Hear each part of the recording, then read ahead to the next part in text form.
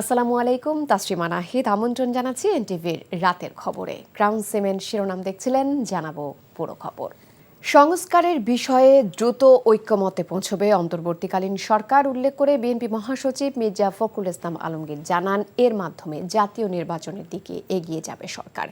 বিকেলে foreign service একাডেমিতে বিভিন্ন রাজনৈতিক দলের সাথে জাতীয় ঐক্যমতে কমিশনের বৈঠক শেষে তিনি আরও জানান, স্থানীয় সরকার নির্বাচন জাতীয় নির্বাচনের পরে দেবার দাবি জানানো হয়েছে। সংস্কারের পাশাপাশি নির্বাচনকে অগ্রাধিকার দেবার দাবিও ওঠে রাজনৈতিক দলগুলোর পক্ষ থেকে। ফাহাদ মোহাম্মদ জানাচ্ছেন বিস্তারিত। অন্তর্বর্তীকালীন সরকারের প্রধান উপদেষ্টা ডক্টর মোহাম্মদ ইউনূসের নেতৃত্বে গঠিত জাতীয় ঐক্যমত্য কমিশনের সাথে রাজনৈতিক দলগুলোর প্রথম বৈঠক উপলক্ষে শনিবার বিকেলে রাজধানীর ফরেন সার্ভিস একাডেমিতে আসতে থাকেন বিএনপি জামাতসহ ২৬টি রাজনৈতিক দলের নেতারা। কয়েক ঘন্টার বৈঠক শেষে তাদের প্রতিক্রিয়া জানান রাজনৈতিক দলের নেতারা। সংস্কারের বিষয়ে দ্রুত ঐক্যমতে পৌঁছানোর মাধ্যমে জাতীয় নির্বাচনের দিকে হাঁটবে অন্তর্বর্তী সরকার, এমনটাই আশা প্রকাশ করেন বিএনপি মহাসচিব। একটা ঐক্যমতে পৌঁছানোর চেষ্টা করা হবে, সেটাই আপনার মূল কথা।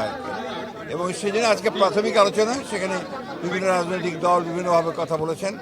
আমরা আশা করব যে খুব দ্রুত এই সংস্কারের যে ন্যূনতম ঐক্যমত যা তৈরি হবে সেটার উপর ভিত্তি করে অতি দ্রুত জাতীয় নির্বাচন অনুষ্ঠিত হবে, এটাই আমাদের প্রত্যাশা। আবার রিইউনাইট করাটা, এই যে মানে এত বড় একটা আত্মত্যাগ 6 মাস আগে এতগুলি ছাত্র জনতার যে আত্মত্যাগ, সেটা জানি কোনোভাবেও নষ্ট না হয়। আমাদের এই অর্জনটা কোনো একটা সাধারণ অর্জন না। আমরা যেন নিজেদের স্বার্থে বা নিজেদের কোনো কারণে নিজেদের রাজনৈতিক উদ্দেশ্য হাসিল করতে ওইটাকে জানি আমরা কোনোভাবে আন্ডারমাইন না করি। আওয়ামী লীগকে আমরা নিষিদ্ধ ঘোষণা দেখতে চাই।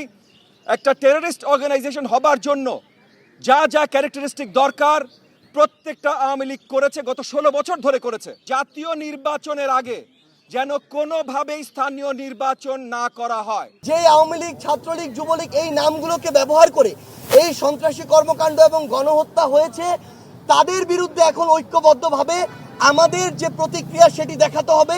এই নিষিদ্ধের প্রক্রিয়া যেতে হবে। জাতীয় নির্বাচনের আগে স্থানীয় নির্বাচন যাতে না হয় সে বিষয়ে মতামত দিয়েছে অনেক রাজনৈতিক দল। তবে সংস্কারের পাশাপাশি নির্বাচনকেও অগ্রাধিকার দেওয়ার দাবি উঠে রাজনৈতিক দলগুলোর পক্ষ থেকে। এই সংস্কার প্রয়োজন, এই জন্য সংস্কারটার উপরে আমরা ঐকমত্য হই। তারপরে যথাশীঘ্র সম্ভব নির্বাচন অনুষ্ঠিত হবে। প্রধান উপদেষ্টা তো বলেছেন ডিসেম্বরের ভিতরে ওরা করবেন, আমরা সেটা দেখছি হাউ ইট গোজ। প্রধান উপদেষ্টা বলেছেন ডিসেম্বরের মধ্যে এটা হতে পারে। উনি এটার উপরে কোনো কমেন্ট করে নাই, কিন্তু সাধারণভাবে প্রায় সবাই বলেছেন তারা যত তাড়াতাড়ি পারে নির্বাচন করতে চান এবং এই নির্বাচন যাতে একটা ভালো নির্বাচন হয়। স্থানীয় নির্বাচন যদি আগে হয়, তৃণমূলে সংঘাত সহিংসতা বাড়বে, আওয়ামী লীগ মাথাচাড়া দেবে। কিন্তু আমার মনে হয় যেটি তাদের সঠিক ব্যাখ্যা বিশ্লেষণ না। জুলাই আগস্ট বিপ্লবের যে একটি ঘোষণাপত্র জাতির সামনে ঘোষিত হওয়ার কথা আমরা জোর দিয়েছি, সেটি যেন অনতিবিলম্বে সেই ঘোষণাপত্র যেন জাতির সামনে ঐক্যমতের ভিত্তিতে চলে আসে। আগামী 6 মাস রাজনৈতিক দলগুলো এই কমিশনের সাথে কাজ করে দ্রুত একটি ঐক্যমতে পৌঁছাবে বলে আশা প্রকাশ করেন রাজনৈতিক দলের নেতারা। Fahad Mohammad, NTV news, Dhaka. আগামী 17 থেকে 20 ফেব্রুয়ারি ভারতের রাজধানী নয়াদিল্লিতে অনুষ্ঠেয় বিজিবি বিএসএফ মহাপরিচালক পর্যায়ের 55তম বৈঠকে দুদেশের নদী ও পরিবেশ রক্ষা নিয়েও আলোচনা হবে বলে জানিয়েছেন বন, পরিবেশ ও জলবায়ু পরিবর্তন বিষয়ক উপদেষ্টা সৈয়দা রেজওয়ানা হাসান। বিকেলে রাজধানীর বারিধারায় আনন্দ একাডেমি ফর পারফর্মিং আর্টস এর উদ্বোধনী অনুষ্ঠানে কথা বলেন তিনি। অনুষ্ঠানে জানানো হয়, এই প্রতিষ্ঠানটিতে সঙ্গীত, নৃত্য, আবৃত্তি ও বাদ্যযন্ত্র শেখানো হবে। অনুষ্ঠান শেষে উপদেষ্টা সাংবাদিকদের সাথে কথা বলেন নয়াদিল্লিতে আসন্ন বিজিবি বিএসএফ মহাপরিচালক পর্যায়ের বৈঠকের পরিবেশগত কয়েকটি বিষয়ে আলোচনা প্রসঙ্গে। আমরা 3টি বিষয় এখানে উত্থাপন করব। একটা হচ্ছে কুশিয়ারাতে আমরা একটা পাম্প স্থাপিত হয়েছিল 2015 সালে। এখন কুশিয়ারা নদী থেকে পানি এনে আমাদেরকে ওই সেচ কাজটা চালাতে হবে। ওই পানিটা আনার জন্য ভারতের যে সম্মতির প্রয়োজন, সেই সম্মতিটা আমরা এখনো পাইনি, সেটার বিষয়ে আমরা কথা বলবো। আখাউড়া থেকে ওখানে ত্রিপুরার মানে ত্রিপুরার ওখান থেকে বর্জ্যবাহিত পানি এসে আখাউড়ার পরিবেশ দূষিত করছে, এটাও পুরনো বিষয়, এটা নিয়ে আবার কথা তোলা হবে। আরেকটা হচ্ছে, এখন আপনারা জানেন যে বিভিন্ন জায়গায় গত বর্ষাতে বন্যা যেটা হলো আগস্ট মাসে, সেখানে অনেক বাঁধ ভেঙে গেছে। সেখানে বাঁধগুলো যখন আমরা মেরামত করতে যাই, দেখা যাচ্ছে ওটা 0 পয়েন্টে পড়েছে। সেখানে আমাদের একটা অনুমোদনের প্রয়োজন হয়। ওই অনুমোদনটা পেতে আমাদের পাওয়াটা যেন আমাদের জন্য সহজ হয়, সে বিষয়টা আমরা আলোচনা করব। পরিবর্তিত বৈশ্বিক পরিস্থিতিতে ভূ রাজনৈতিক চ্যালেঞ্জ মোকাবেলায় বাংলাদেশকে বিদেশ নীতির বিষয়ে আরও কৌশলী হবার পরামর্শ দিয়েছেন বিশেষজ্ঞরা। সকালে হাসিনা পরবর্তী বাংলাদেশের জন্য ভূ রাজনৈতিক চ্যালেঞ্জ নিয়ে Bangladesh institute of policy studies BIPS আয়োজিত এক সেমিনারে বক্তারা বলেন, প্রচলিত ব্যবস্থা দিয়ে নতুন প্রজন্মের আকাঙ্ক্ষা পূরণ অসম্ভব। বাংলাদেশকে ভারতের মতো নতুন করে অন্য রাষ্ট্রের কাছে যাতে মাথা নত করতে না হয় সেদিকে সজাগ দৃষ্টি রাখতে হবে। সেমিনারে শেখ হাসিনার ভারতে থেকে উস্কানিমূলক বক্তব্য দেয়া ভারতের সাথে সম্পর্কের অন্তরায় বলে মন্তব্য করেন রাজনৈতিক নেতারা। বলেন, দিল্লিকে সিদ্ধান্ত নিতে হবে খুনি হাসিনাকে আশ্রয় দেবে নাকি বাংলাদেশের সাথে অর্থনৈতিক সম্পর্ক বজায় রাখবে।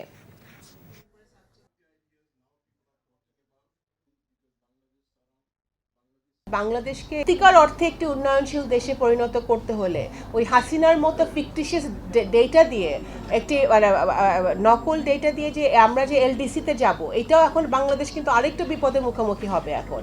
কারণ ওর পুরা সংখ্যাগুলোই ছিল একটা বায়বীয় সংখ্যা।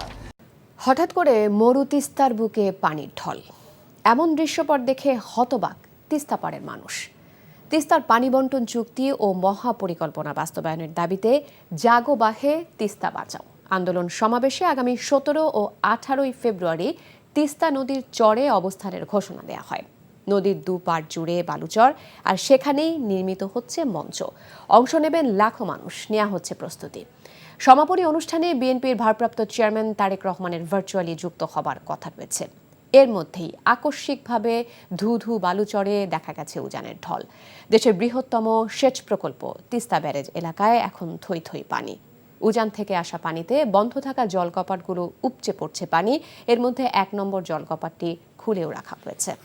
চলে গেলেন আমি বাংলায় গান গাই খ্যাত ভারতীয় সঙ্গীত শিল্পী প্রতুল মুখোপাধ্যায়। শনিবার সকালে কলকাতার একটি হাসপাতালে চিকিৎসাধীন অবস্থায় শেষ নিঃশ্বাস ত্যাগ করেন এই শিল্পী। মৃত্যুকালে তার বয়স হয়েছিল 83 বছর। দীর্ঘদিন ধরে বার্ধক্যজনিত অসুস্থতায় ভুগছিলেন তিনি।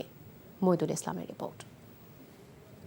আমি বাংলায় দেখি স্বপ্ন, আমি বাংলায় বাঁধি সুর, আমি এই বাংলার মায়া ভরা পথে হেঁটেছি এতটা দূর। বাংলার মায়াভরা পথে হেঁটেই কাটিয়েছিলেন জীবনের 83টি বছর।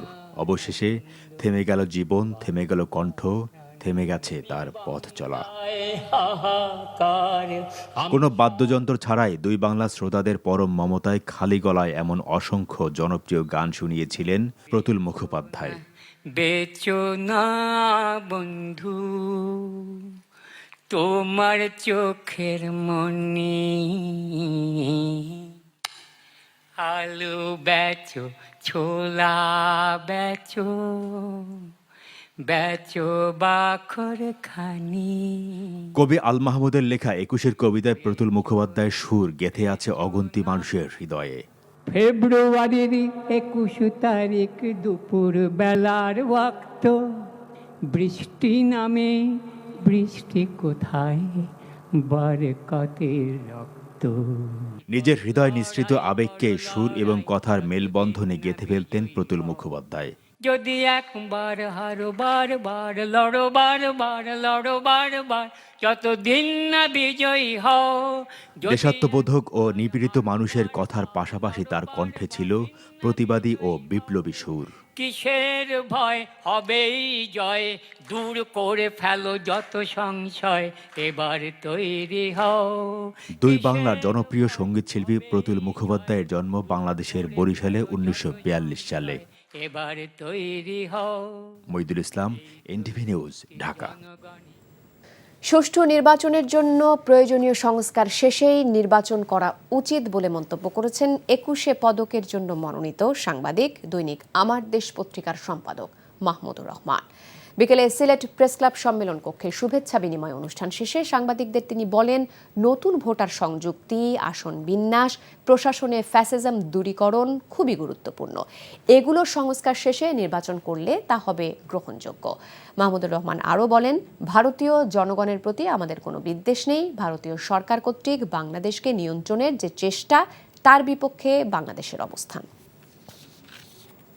৮ বছর পর কাল অনুষ্ঠিত হচ্ছে নড়াইল জেলা বিএনপির কাউন্সিল। দ্বিবার্ষিক কাউন্সিল উপলক্ষে উৎসবের আমেজ নড়াইল শহর জুড়ে।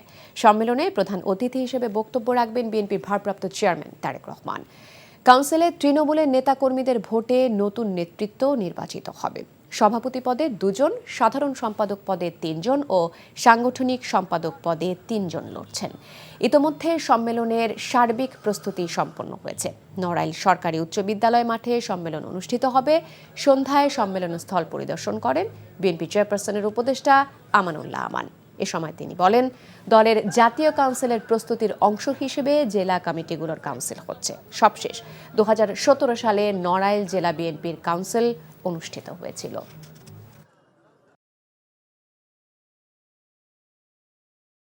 এই সম্মেলন এটা চলমান প্রক্রিয়া চলছে এবং সারা বাংলাদেশে চলছে।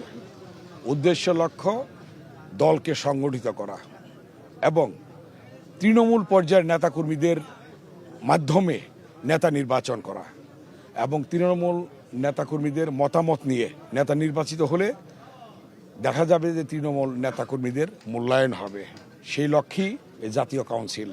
যদি নেতাদের মধ্যে সমঝোতা হয়ে যায় তাহলে তো হবে, আর যদি না হয় তাহলে তৃণমূল পর্যায়ের নেতাকর্মীদের মতামতের ভিত্তিতে হবে, এর বাইরে কোনো কিছু হবে না। ছুটির দিনে অমর একুশে বইমেলায় বইপ্রেমী, পাঠক এবং দর্শনার্থীদের সমাগম ছিল চোখে পড়ার মতো। কেউ এসেছেন ঘুরতে বা বই কিনতে, আবার কেউ বা এসেছেন বইমেলার ইতিহাসের সাথে সন্তানকে পরিচয় করিয়ে দিতে। লেখক পাঠকরাও প্রত্যাশা করছেন বই প্রকাশ এবং বই বিক্রির একটি বড় উদাহরণ হবে এবারের বইমেলা। আবির আহমেদ জানাচ্ছেন বিস্তারিত।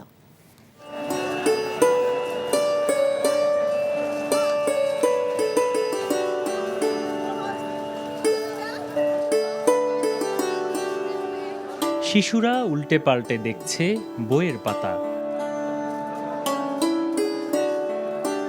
অমর একুশে বইমেলার আভিজাত্যের সঙ্গে পরিচয় করিয়ে দিতে ব্যস্ততার মাঝে একটু ফুরসত মিললেই শিশুদের নিয়ে মেলায় ভিড় করছেন অভিভাবকরা। বাচ্চাদেরকে বইয়ের জগতে, সাহিত্যের জগতে বা স্টাডির জগতে আরও একটু অনুপ্রাণিত করা। সবাই মিলে আমরা মেলায় এসেছি, এসে সব ঘুরছি, বইগুলো দেখলাম। সব হুমায়ুন আহমেদের বই, উনি তো আমার খুব প্রিয় একজন লেখক। ইতিহাস পরিচিতি করার জন্য বাচ্চাদের নিয়ে বইমেলায় আসছে। কেউ এসেছেন একাই বই ছুঁয়ে দেখার একান্ত বাসনা নিয়ে, তবে বইয়ের দাম খানিকটা সংশয় ফেলেছে অনেককেই। নতুন বইয়ের জন্য যে উন্মাদনা, তা কি দামের পাল্লায় মাপা যায়? তাই দাম কিংবা ব্যস্ততা কোনোটাই বইপ্রেমীদের দূরে সরাতে পারে না। আমি বই প্রেমিক, আমি বই কিনতে পছন্দ করি। কবিতার বই পড়তে যেমন ভালো লাগে, তেমন গল্পের বই পড়তেও ভালো লাগে। আমার বই পড়তে অনেক ভালো লাগে, আর এখানে বিভিন্ন বই দেখে অনেক বই সম্পর্কে জানতে পারছি। ভালো লাগছে, ঘুরছি, দেখছি, আর পছন্দ হলে তো অবশ্যই বই নেব। মেলায় অংশ নেওয়া বিভিন্ন প্রকাশনা সংস্থার স্টলে থাকা বিক্রয়কর্মীরাও জানাচ্ছেন একই কথা। এবারে যতই দিন যাচ্ছে বইমেলার পাঠকদের উপস্থিতি ততই বাড়ছে। 15 দিনের তুলনায় আজকে আমরা একটু ভিড় বেশি দেখতে পাচ্ছি। বিক্রি আলহামদুলিল্লাহ ভালো হচ্ছে। গতকালকে আর আজকের বিক্রি আলহামদুলিল্লাহ আগের থেকে অনেক বেশি ভালো। সংশ্লিষ্টরা বলছেন এবারের মেলা সামনে আরও জমজমাট হবে, বাড়বে বিক্রি। আবির আহমেদ, এনটিভি নিউজ, ঢাকা। আগামী 24 ঘন্টার মধ্যে দ্য রিমান্ড চলচ্চিত্রটি ছাড়পত্র না পেলে আইনের দ্বারস্থ হবেন বলে জানিয়েছেন চলচ্চিত্রটির প্রযোজনা প্রতিষ্ঠান রেড পোস্ট ক্রিয়েশন সংশ্লিষ্টরা। রাজধানীর জাতীয় প্রেস ক্লাবে অডিটোরিয়ামে ফ্যাসিজম মুক্ত বাংলাদেশে স্বাধীন শিল্প সাহিত্য সংস্কৃতি চর্চা শীর্ষক আলোচনা সভা ও দ্য রিমান্ড সিনেমাটির আংশিক প্রদর্শনীতে এমন হুঁশিয়ারি দেয়া হয়। এ সময় আলোচকরা অনতি বিলম্বে চলচ্চিত্রটির ছাড়পত্র দিয়ে মুক্তির দাবি জানান। জুলাই অভ্যুত্থান নিয়ে যে কোনো ধরনের নির্মাণ বন্ধ করার অর্থ শহীদদের রক্তের সাথে বেইমানি করা বলেও মন্তব্য করেন বক্তারা। অনুষ্ঠানে উপস্থিত ছিলেন এনটিভির পরিচালক নুরুদ্দিন আহমেদ, বাংলাদেশ ফেডারেল সাংবাদিক ইউনিয়নের মহাসচিব কাদের গনি চৌধুরী সহ অন্যান্যরা। বিশ্বজুড়ে বাংলা গানে প্রতিভার সন্ধানে শুরু হচ্ছে রিয়েলিটি শো। বিশ্বের যে কোনো প্রান্ত থেকেই এই প্রতিযোগিতায় অংশ নিতে পারবেন প্রতিভাবান তরুণ তরুণীরা। বিকেলে রাজধানীর একটি হোটেলে বিশ্বজুড়ে বাংলা গান শীর্ষক এই রিয়েলিটি শো এর ঘোষণা দেন বাংলাদেশ আমেরিকা ভিত্তিক এটিভি ইউএসএ। দেশ বরেণ্য সুরকার ও গীতিকারদের উপস্থিতিতে এই রিয়েলিটি শো এর ঘোষণা দেন এটিভি ইউএসএর কর্ণধার আকাশ রহমান ও এশা রহমান। অনুষ্ঠানে অন্যান্যের মধ্যে উপস্থিত ছিলেন শিল্পী ফাতেমাতুজ জোহরা, হামিন আহমেদ, রেজিয়া পারভিন, রূপ বিশেষজ্ঞ কানিস আলমাস খান, অভিনেত্রী সাদিয়া জাহান প্রভা। এই ছিল রাতের খবরে। এই খবরের ভিডিও সহ আপডেট জানতে ভিজিট করুন এনটিভি অনলাইন www.ntvbd.com। এছাড়াও এনটিভির জনপ্রিয় সব অনুষ্ঠান ও খবরের আপডেট জানতে ভিজিট করুন আমাদের ইউটিউব ও ভেরিফাইড ফেসবুক পেজে। রাত 1টায় মধ্যরাতের খবর দেখার আমন্ত্রণ রইল। ধন্যবাদ সবাইকে।